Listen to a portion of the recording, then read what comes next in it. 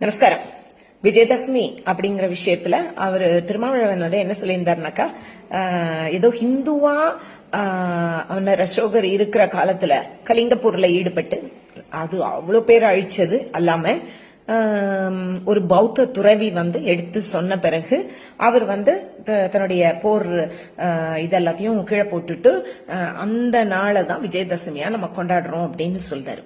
இத எனக்கு என்னன்னா அது ஃபேக்சுவலா சரியா தப்பாங்கிறத நம்ம போன வீடியோல பார்த்தோம். இப்ப இன்னொரு விஷயம் கூட எனக்கு சொல்லணும். அதாவது பக்கத்துல இருக்கிற இலங்கையை பத்தி 22 மில்லியன் மக்கள் இருந்தாங்க இலங்கையில. அவங்க பல தரப்பட்ட கம்யூனிட்டிஸ்ல இருந்து சமூகங்கள்ல இருந்தாங்க. சொல்ல போனா ஹிந்துக்கள் அப்படின்ட்டு தமிழ் பேசுறவங்க 12% மேலாக இருந்தாங்க. இஸ்லாமியர்கள், தமிழ் பேசக்கூடிய இஸ்லாமியர்கள் 10% மேலாக இருந்தார்கள். கத்தோலிக்க கிறிஸ்தவர்கள் 6% இருந்தார்கள்.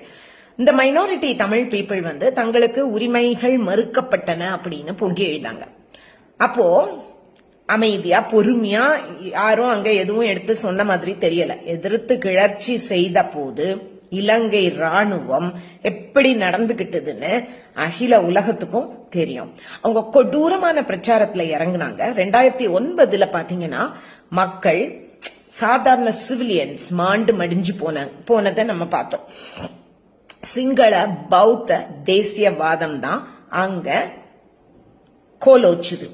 எப்படி வளர்ந்தது அப்படின்னு நீங்க தெரிஞ்சுக்கணும். இலங்கையை ஆண்ட யுஎன்பி ஆகட்டும், எஸ்எல்எஃப்பி ஆகட்டும், அதாவது அந்த பக்கம் பாத்தீங்கன்னா SWRD பண்டாரநாயக்க, இந்த சைட் பாத்தீங்கன்னா யுஎன்பியை சேர்ந்த ஜெயவர்தனே பிரேமதாசா, அவங்க ரெண்டு கட்சிகளுமே பௌத்த மதத்தை ஊக்குவித்தது.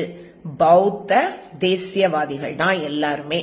அப்படி இருக்கும்போது அந்த நாட்டுல நீங்க சொல்றபடி பார்த்தாக்கா போரே நடந்திருக்க கூடாது. நன்றி, வணக்கம்.